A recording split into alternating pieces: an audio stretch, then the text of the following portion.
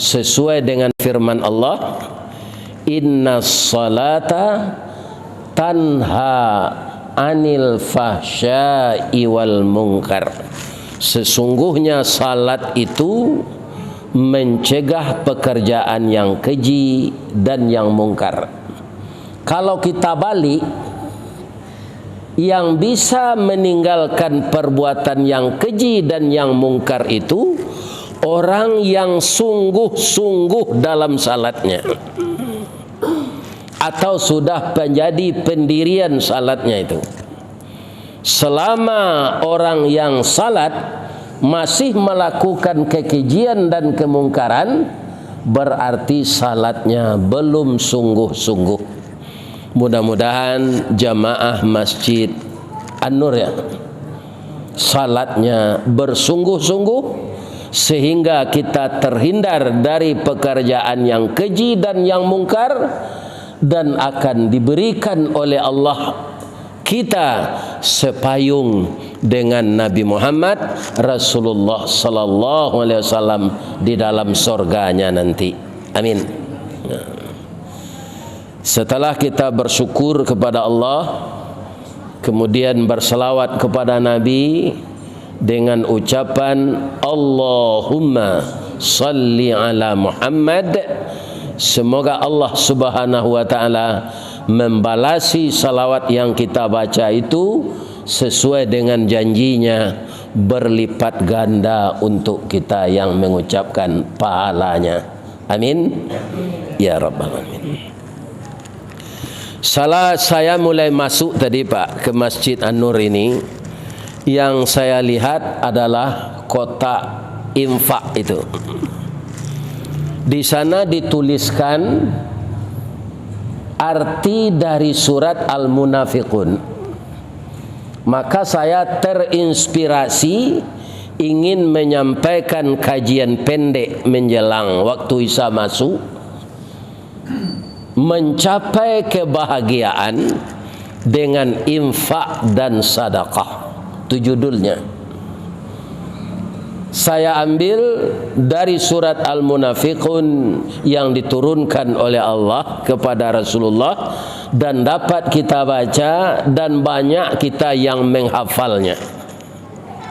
Mudah-mudahan terrealisasi dalam kehidupan kita, walaupun ayat itu tidak beberapa ayat yang kita baca tadi. Karena apa? Kaum muslimin, betapapun banyak ayat yang kita kuasai tapi tidak kita pahami dan tidak kita amalkan, malah kita durhakai, ya kan? Kata orang Minang, salisih betuka sarung, sahiriang betuka jalan. Ayat yang kita baca dengan lidah, kita pahami dengan hati, tapi tidak merubah sikap kita dari yang buruk kepada yang baik. Kaum muslimin, kalau kita perhatikan ayat itu, memang yang dipanggil oleh Allah bukan sembarangan. Secara umum kita kan Islam ini, tapi yang dipanggil oleh Allah itu orang Islam yang beriman. Pangkal dari ayat tadi di dalam bahasa Arab itu disebut huruf nida, kalimat panggilan. Jadi orang yang tidak beriman tidak masuk dalam koridor panggilan ini. Ya ayyuhalladzina amanu, wahai orang-orang yang telah beriman. Jadi itu fi'il madi. Amanu, orang-orang yang telah beriman.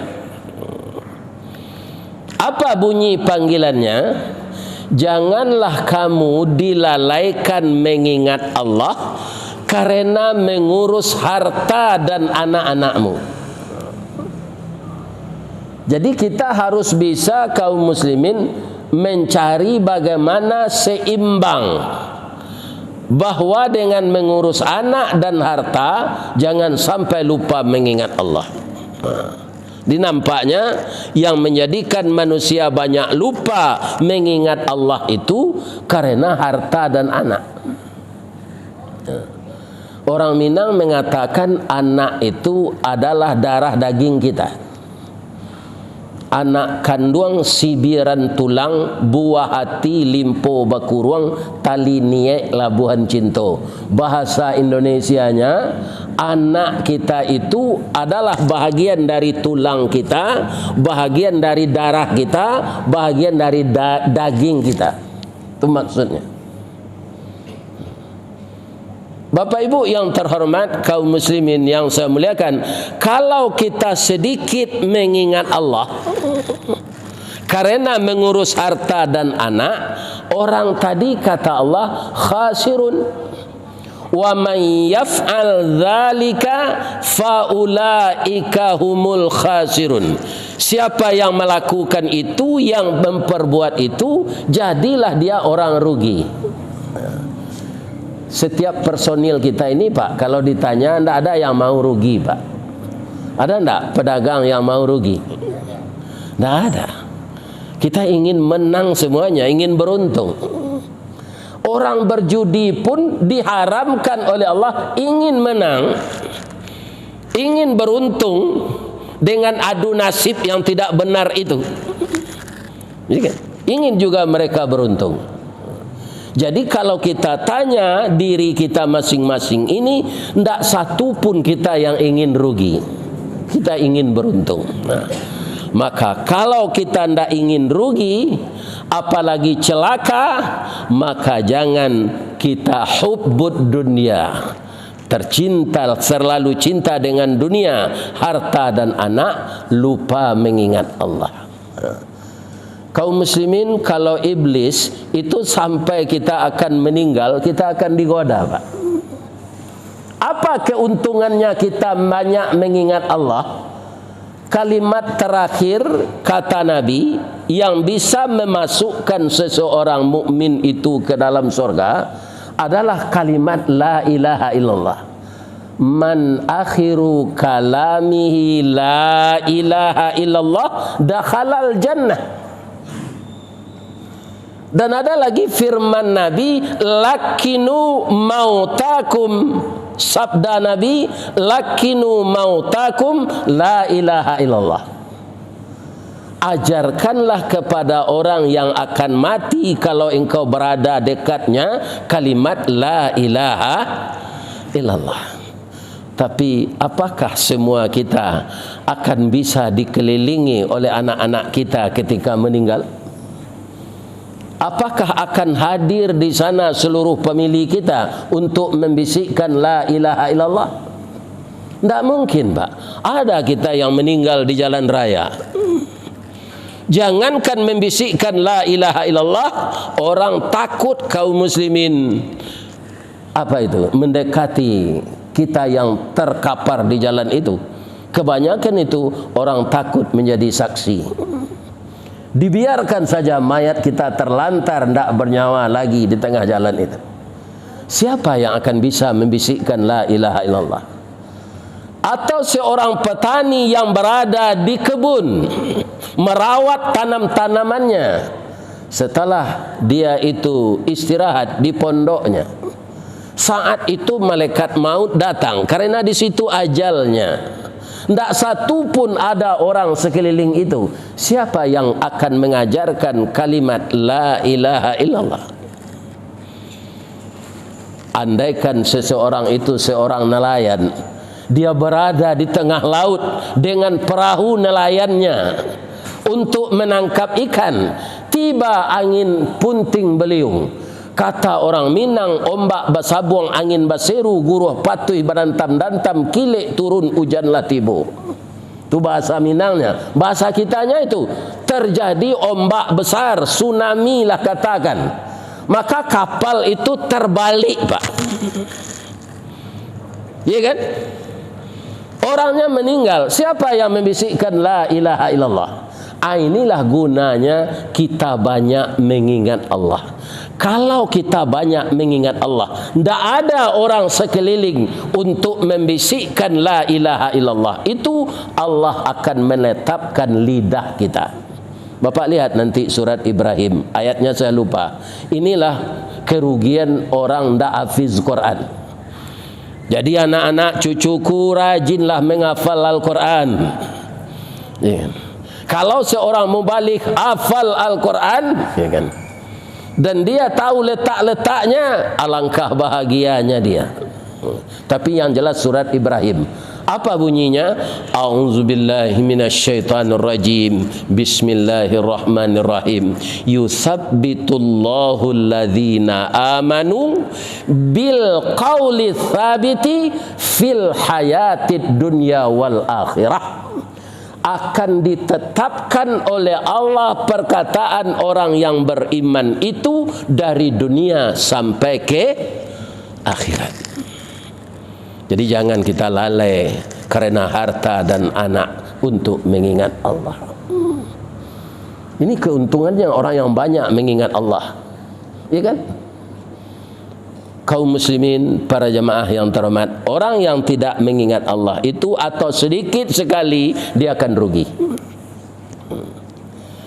Perintah kedua apa dalam ayat itu?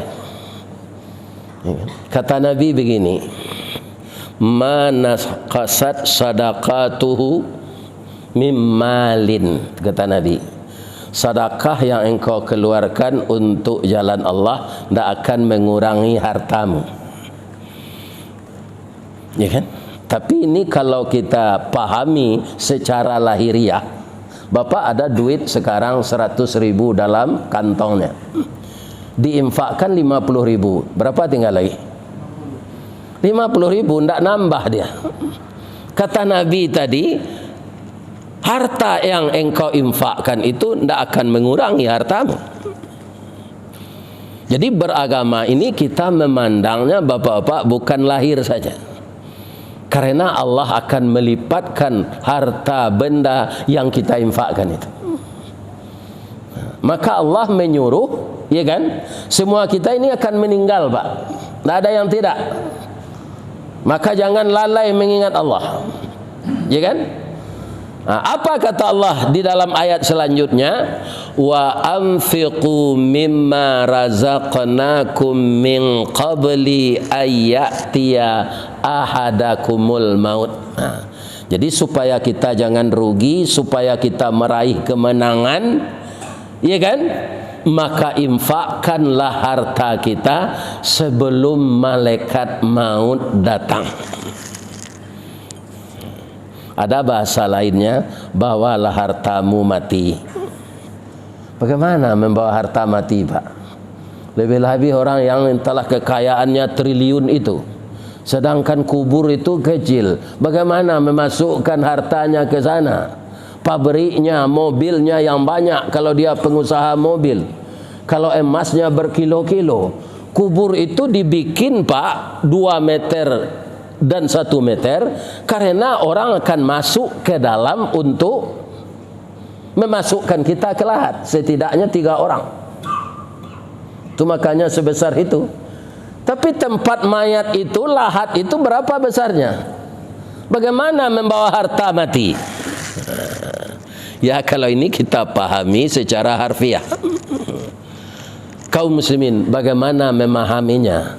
Infakkanlah hartamu sebahagian. Allah menyuruh tidak semua, Pak, sebahagian. Wa anfiqu mimma, sebahagian dari yang engkau kumpulkan itu, infakkan untuk jalan Allah sebelum engkau meninggal. Jadi artinya membawa sebahagian harta itu mati, ya kan? Kalau di lokasi tempat tinggal kita orang merehab masjid, keluarkanlah uang kita untuk itu. Bakso Minangnya 1 awak sakaki. Kalau orang 100 karuang simin, awak 20 karuang simin. Ikut berpartisipasi untuk agama Allah. Ini, ya kan? Kalau ada di tempat kita itu orang membikin rumah tahfiz, ya kan? Kita ikut. Ada panti asuhan untuk memelihara anak yatim, kita ikut memasukkan saham akhirat. Maka berarti kita telah membawa harta kita sebahagian mati. Tapi kalau yang Bapak simpan di bank berupa toko yang disewakan, yang dikontrakkan kepada orang lain sekian juta setahun, tapi tidak pernah dikeluarkan. Di kampung saya, Pak, ada desa namanya Tanyuh di Bukit Tinggi. Itu para jemaah di sana itu banyak kolam ikan. Ada namanya gurami, di kampung saya Kalui. Ya kan? Gurami namanya. Ikan itu sehat-sehat. Kolamnya itu airnya jernih. Begini-begini kata ikan. Apa makanannya ini, Pak? Ini makanannya hanya daun keladi. Kenapa ikan ini sehat? Kata saya. Coba Ustaz perhatikan, dari atas, dari hulu masuk air ke kolam saya ini. Tapi kolam saya ini saya kasih pula untuk bisa berair pula kolam orang di bawah. Jadi airnya itu tidak saya genang. Dia bisa pula mengairi sawah orang yang di bawah. Sehingga air masuk dari atas, kemudian terus melaju ke kolam yang di bawah. Airnya bertukar, maka ikan ini sehat.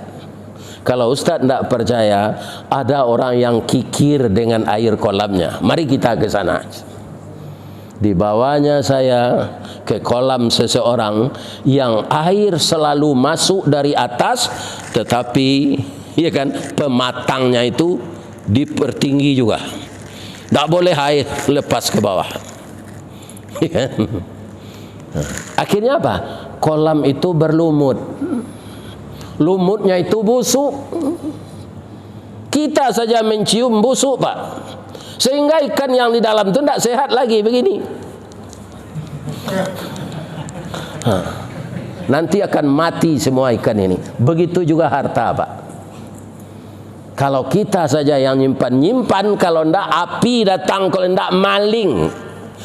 Api lebih berbahaya dari maling. Ya kan? Ada kutu dinding namanya kepinding. Ya kan? Kemudian ada lagi namanya kecoa. Di kampung saya namanya lipih. Di Padang namanya kapuyu. Ya kan? Ini bapak-bapak kaum muslimin adalah serangga-serangga yang di rumah.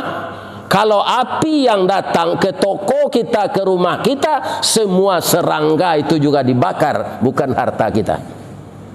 Bukan harta kita saja. Begitu, Pak. Namanya istidraj. Jadi harta yang disimpan-simpan tidak dikeluarkan, ya kan? Kalau tidak maling datang rampok, ya kan? Kemudian ada lagi api.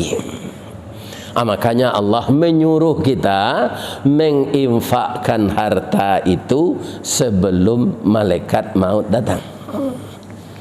Saya lihat selama ini, Pak, usia saya sudah 70 tahun. Siapapun tidak ada yang mampu melawan malaikat maut ini. Saya ketika muda dulu, Pak, saya karyawan di BUMN, di PT Semen Padang. Yang menghabiskan uang saya ketika umur 20 tahun itu adalah nonton film. Dulu kan di bioskop, Pak, nggak ada TV, nggak ada. Kalau sekarang, ya di HP kita saja, film apa hendaknya. Karena saya itu sangat masuk di jam ini, di bioskop ini, keluar dari sana, lihat di sini klisenya. Ada pula film yang indah. Saya sangat suka dulu nonton film sejarah. Itu bintang filmnya bernama Charlton Heston, Yul Brynner, ya kan? Siapa lagi? Charles Bronson. Kemudian bintang film kungfu Bruce Lee, Wang Yu, ya kan? Itu suka saya lihat. Para jemaah, Bruce Lee itu saya lihat, ya kan? Latihan yang beratnya, ini ada kayu yang setebal ini, itu patah oleh kakinya. Tapi ketika malaikat maut datang, dia tidak mampu melawan, Pak. Tidak mampu. Ya kan? KO dia saat itu. Pada umurnya baru 33 tahun. Ya kan? Latihannya berat. Maka Bruce Lee itu dalam sejarah persilatan gelarnya si Raja Karet. Tubuhnya kayak karet, Pak. Ya kan? Dipukul itu begini tangan kita ke belakang. karena berat latihannya. Tapi malaikat maut datang, KO dia. Begitu juga guru-guru silat yang lain di Padang, Pak, terkenal, ya kan? Tapi semuanya mati, ya kan? Tidak ada. Itu kalau malaikat maut datang, ya kan? Coba bayangkan kalau orang yang meninggal itu tidak taat kepada Allah. Beda enggak matinya dengan orang taat? Beda, Pak. Siapa yang mengatakan? Allah. Lihat Al-Quran lagi. Walau tara iziz zalimuna fi ghamaratil maut. Sekiranya engkau lihat orang yang zalim dalam mengalami sakratul maut, wal malaikatu basitu aidihim, malaikat memukulkan tangannya seraya berkata, akhriju anfusakum, keluarkan rohmu. Al yauma tujzauna adzabal huni, engkau dibalasi dengan azab yang hina. Bima kuntum 'alallahi ghairal haq, karena engkau mengatakan perkataan yang tidak benar terhadap Allah. Wa kuntum an ayatihi tastakbirun, engkau sombong dengan peraturan Allah. Kalau orang baik bagaimana, Pak Ustaz? Orang yang telah meraih kemenangan dari Allah itu bagaimana matinya? Wa idh tatawaffal malaikatu thayyibin, ketika engkau menyaksikan orang baik-baik diambil rohnya oleh malaikat, yaquluna salamun alaikum udkhulul jannah bima kuntum ta'malun. Datang malaikat itu bersama-sama, bukan sendirian, Pak. Di mana Ustaz tahu? Ayat tadi yaquluna itu jamak, iya kan? Berkata malaikat yang datang itu. Di sana sudah ikut malaikat maut atau Israel. Jadi ada temannya yang datang, malaikat lain. Siapa namanya? Ya, Allah menyebutkan malaikat rahmat saja. Kenapa tidak dikasih tahu namanya satu persatu, Ustaz? Jangankan seluruh malaikat diberi namanya untuk dihafal satu persatu, yang 10 itu saja ada orang mukmin yang tidak hafal. Ya kan? Ada malaikat yang 10 itu, ada orang mukmin yang tidak hafal. Yang hafal baginya duit. Orang buta juga tidak lupa duit, Pak. Ini tidak hafal. Jadi namanya malaikat rahmat saja. Ini kata malaikat rahmat ini bersama-sama karena orang ini orang baik, orang thayyib. Wa id tatawaffal malaikatu thayyibin, thayyib, akhlaknya baik, budi pekertinya baik, ya kan? Tindakannya sehari-hari baik, orangnya tidak mudah emosi, sabar, ya. Ini orang baik-baik, akhlaknya sangat baik, suka menolong orang lain, menolong tanpa pamrih, tidak mengharapkan balasan. Dia hanya berharap kepada Allah. Itu orang baik. Yaquluna, berkata malaikat rahmat tadi, salamun alaikum udkhulul jannah bima kuntum ta'malun. Apakah kita tidak harap menerima kematian yang seperti ini? Ya kan? Kita orang mukmin itu sangat harap, Pak. Kenapa? Dunia ini hanya permainan. Sadarlah kita, begitu kita masuk ke lahat, itulah hidup yang sebenarnya mulai digelar. Begitu kita masuk kubur, makanya Bapak-bapak kalau ada teman kita meninggal, kita ngumpul setelah dimandikan, dikafani, disalatkan, mau mengantarkan ke kubur, ya kan? Banyak juga orang ini, Pak, yang salah ngomong. Jangan terjadi lagi ini. Apa itu? Mari kita antarkan saudara kita ini ke tempat peristirahatannya yang terakhir. Kalau ke neraka Bapak antarkan, ya itu tempat peristirahatan terakhir bagi orang kafir. Kalau ke surga, tempat peristirahatan terakhir bagi orang mukmin, ya kan? Tapi kubur itu tempat transit, ya kan? Bukan tempat peristirahatan terakhir. Banyak orang ini bapak salah ngomong ini. Bisa jadi ateis kita jadinya, ya kan? Panjang proses lagi setelah kita keluar dari kubur itu. Jadi kubur bukan tempat peristirahatan terakhir, tempat transit. Pak, kira-kira mana yang lama kita di dunia ini dan dibandingkan dalam kubur? Yang kita lihat yang berlalu aja, Pak. Kita tidak tahu juga kapan kita akan mati. Setelah kita mati, kapan hari kiamat, kita nggak tahu. Yang lalu aja. Tidak usah Nabi Adam, Nabi Muhammad saja. Sudah berapa jaraknya dengan kita? 1500. Usia beliau hanya 63. Sudah berapa lama dia dikubur? Hitunglah. Untung saja dia Nabi.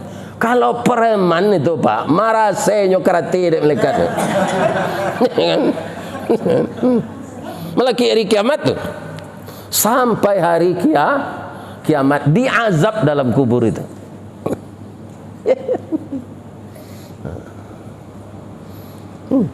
Nah, kalau kita meninggal, berapa lama pula kita di dalam kubur itu menjelang kiamat. Inilah gunanya kita banyak mengingat Allah. Berinfaklah sebelum malaikat maut datang. Berharaplah malaikat maut itu datang membaca salam,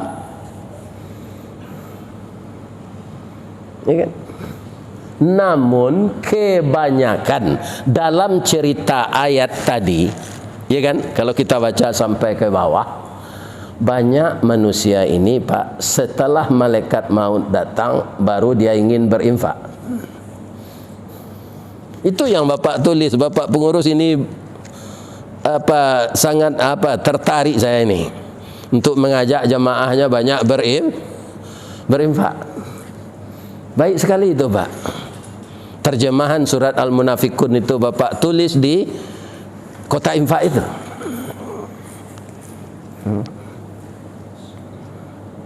Nah, kebanyakan orang tidak begitu Pak. Begitu malaikat maut datang baru dia mohon. Fayaqula rabbi laula akhartani ila ajalin qarib. Kalau boleh saya mohon ya Allah, kalau engkau berkenan, tundalah kematian saya ini agak sesaat. Andaikan ada dialog ketika itu, tapi ayat itu tidak ada menerangkan dialog. Allah saja yang bicara. Ya. Nah. Andaikan ada, apa kata Allah?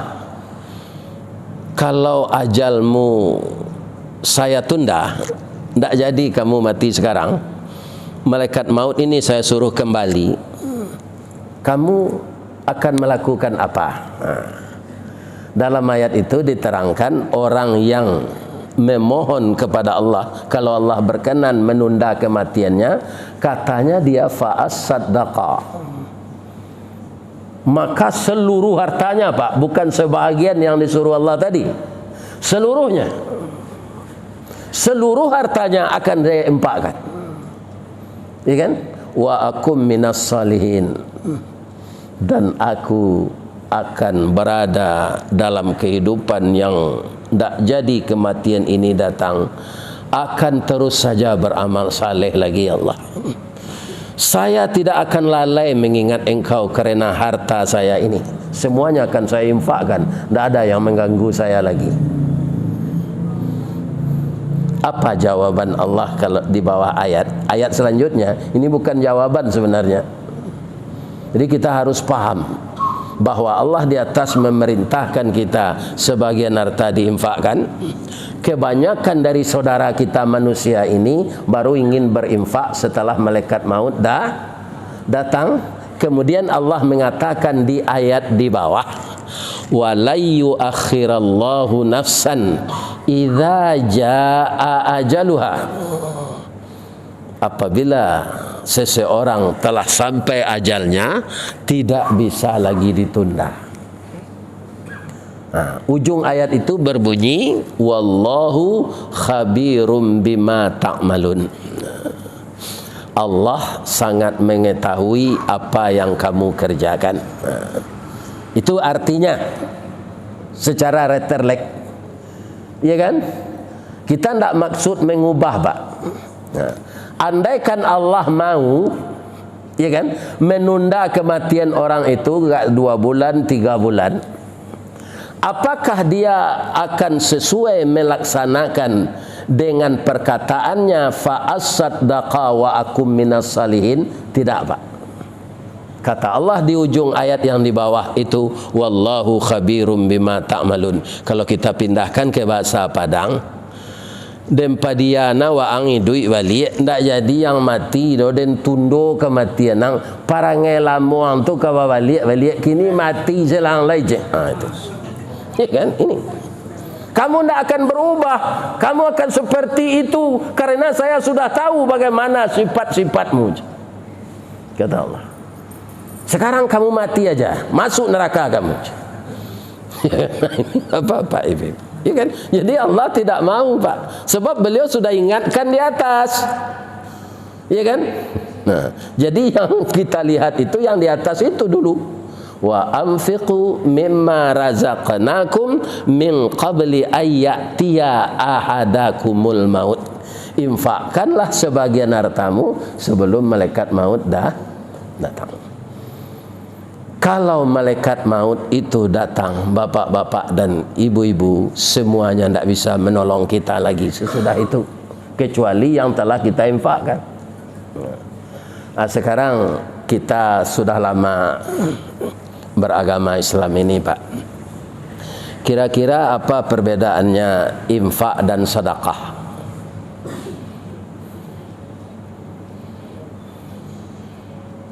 Apa perbedaannya, Ahmadi? Ahmadi ini membuat video saja.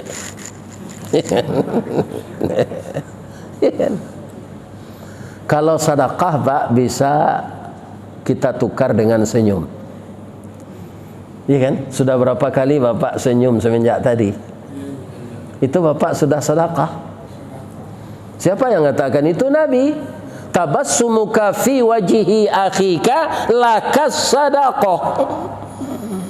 Kalau engkau tersenyum melihat wajah saudaramu, itu sedekah. Jadi kalau kita pelit sedekah dengan uang galak seberapa banyak. Ini. Iya kan?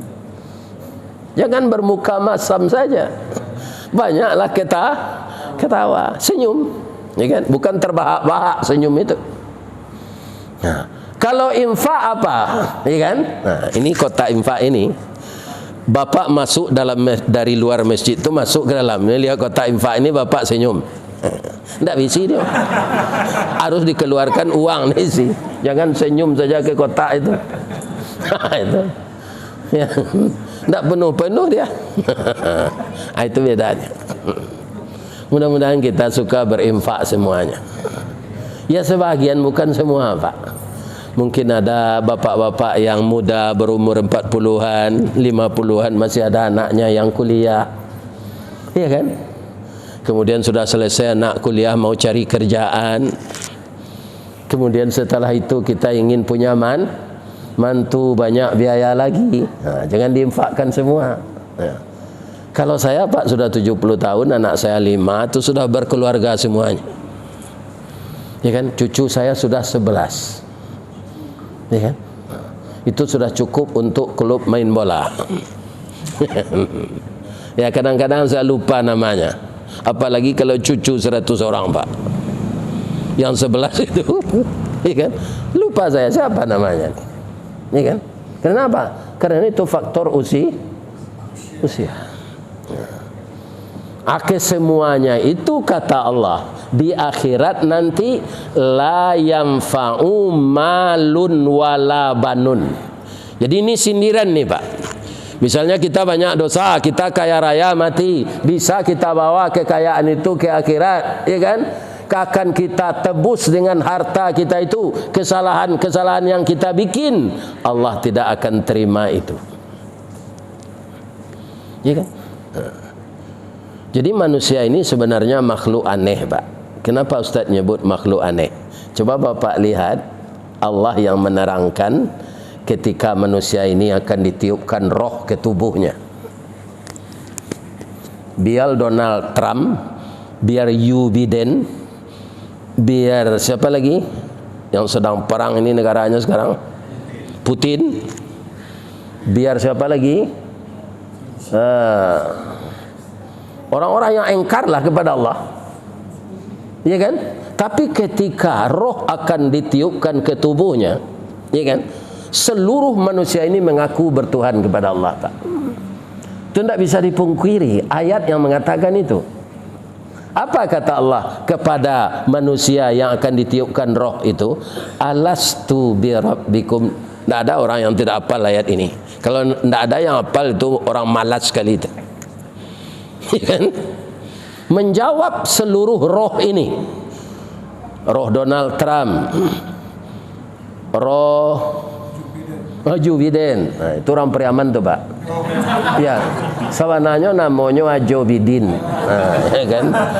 Tiba dia di ya, tiba di Amerika nyotika dengan Joe Biden. Bapak-bapak, ibu-ibu kaum muslimin yang terhormat, semua kita ini, Pak, menjawab, biar kafir, biar munafik, biar musyrik, biar mukmin, semuanya menjawab qalu bala syahidna. Ya kan? Qalu, berkata semua roh-roh itu kepada Allah, bala syahidna, kami jadi saksi ya Allah akan patuh kepada Engkau. Tapi setelah mereka itu di dunia, dari kecil sudah dewasa, dikasih pekerjaan, ada yang kaya, ada yang berpangkat tinggi, tidak ingat janji tadi lagi. Pejabat yang tidak ingat dengan Allah, dengan janjinya itu, dia korupsi, Pak. Ya kan? Nah, saudagar juga dia kaum muslimin menipu pembeli, tidak ingat janji alastu bi rabbikum qalu bala syahidna tadi.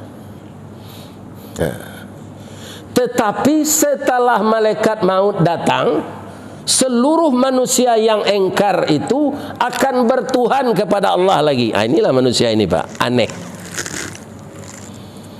Siapa yang mengatakan? Al-Quran juga, bukan saya.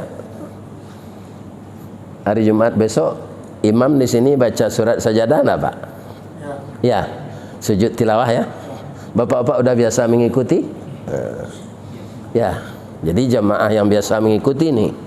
Kalau tidak biasa, Pak, bisa letih dia berdiri. Karena ayatnya panjang. Bang, kok tidak kesuruh gini, Pak? Ayat imam panjang mana aja. Panjang boj. Ya kan? Ini.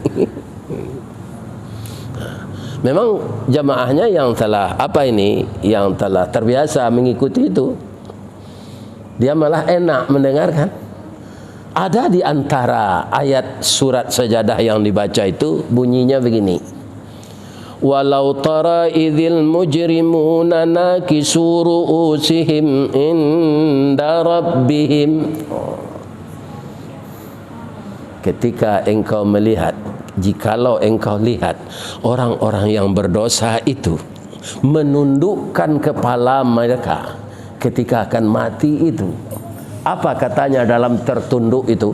Berapapun dia, bapak-bapak, aniayanya, zalimnya ketika hidup, ketika akan mati dia bermohon, Rabbana, ya Tuhan kami, absarna, telah kami lihat ya Allah. Sebab pandangan orang akan mati itu, Pak, sebagian sudah ke alam gaib, sudah dipertontonkan kepadanya apa azab yang akan diterimanya, maka dia cemas. Saat itu dia mohon, Rabbana, ya Tuhan kami, absarna, kami lihat, wasami'na, kami dengar, farji'na, kembalikan kami ya Allah ke tempat tinggal kami. Ya, sama dengan tadi kemangang kecil Allah, ya kan? Na'mal salihan inna muqinun, kami akan beramal saleh dan tambah meyakini lagi ya Allah. Nah, inilah manusia, Pak. Jangan seperti itu. Tidak ada raja di dunia ini yang sekejam Fir'aun, Pak. dan sombongnya sesombong Fir'aun tidak ada sampai sekarang. Ya kan? Apa kata Fir'aun itu Pak dengan kesombongannya? Bapak lihat nanti dalam surat An-Nazi'at. Wa ana rabbukumul a'la. Saya Tuhan yang tinggi. Maka dia sekehendaknya membunuh tukang sihirnya yang mengikuti Nabi Musa sebanyak 18 orang. Ya kan? Potong tangannya dulu, potong kakinya. Lihat dalam surat Al-Anbiya cerita ini. Tidak ada yang sesombong Fir'aun itu raja, Pak. Tidak ada sidang, tidak ada jaksa nanya-nanya ini, tidak ada hakim memutuskan, langsung dipotong aja tangan. Rasanya belum ada presiden kita yang seperti itu semenjak dari Pak Soekarno. Begitu rakyat melawan, dipancung tangannya, nggak ada, Pak. Ya kan? Begitu kejamnya Fir'aun. Kalau kamu kembali bertuhan kepada saya, tidak jadi kamu saya bunuh. Tapi kalau engkau tetap mengikuti Musa, lehermu akan saya penggal lagi. Apa jawaban orang tadi, Pak? Baca surat Al-Anbiya ya, Pak. Saya ulang lagi, saya tidak hafal Quran. Tapi itu ada dalam Al-Quran surat Al-Anbiya. Nanti kami akan mati juga. Sekarang akan mati juga. Kalau kami mati mengikuti engkau, kami masuk neraka. Tapi kalau kami mati mengikuti Musa, kami masuk surga. Langsung dibunuh semuanya oleh Fir'aun. Itulah orang yang belum pernah salat, belum pernah puasa, tapi masuk surga. Kenapa? Karena akidahnya kuat, mempertahankan bertuhan kepada Allah. Ini yang sulit kita temukan sekarang. Sekarang ditipu dengan pangkat dan kedudukan, hilang akidah, Pak. Banyak itu. Tapi tidak di Indonesia, di Thailand. Ini Bapak. Ini. Ya kan?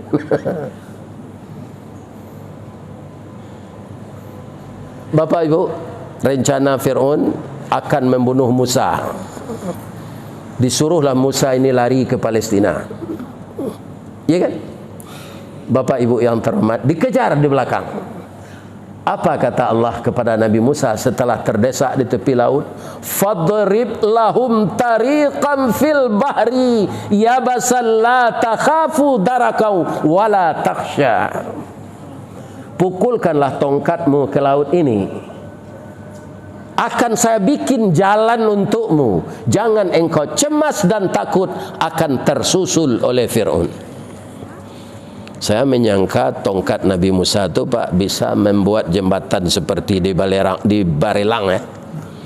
Ternyata bukan begitu. Begitu tongkat mencecah air, air itu bersibak, Pak. Ditahan oleh Allah. Maka Nabi Musa lalu di dasar laut. Selesai Nabi Musa datang di sana, sudah di Palestina, Fir'aun menyusul. Masuk pula dia karena ada jalan. Faghasyahum minal yammi ma ghasyahum. Dipertemukan oleh Allah air itu kembali lebih besar dari ombak tsunami. Saat Nabi, saat Fir'aun, ya kan? Apa namanya itu? Di dalam air yang besar itu. Gitu. Apa namanya itu bahasanya itu? Ya, kalau bahasa Minang tagui-agui namanya.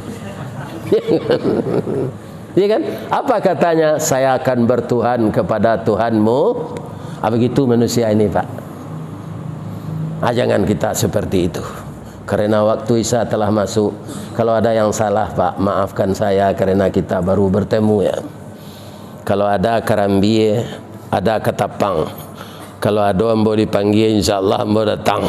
Kok layalun mati, kan? Subhanaka Allahumma Rabbana wa bihamdika Allahumma ighfirli asyhadu an la ilaha illa anta astaghfiruka wa atubu ilaik. Banyak maaf. Assalamualaikum warahmatullahi wabarakatuh.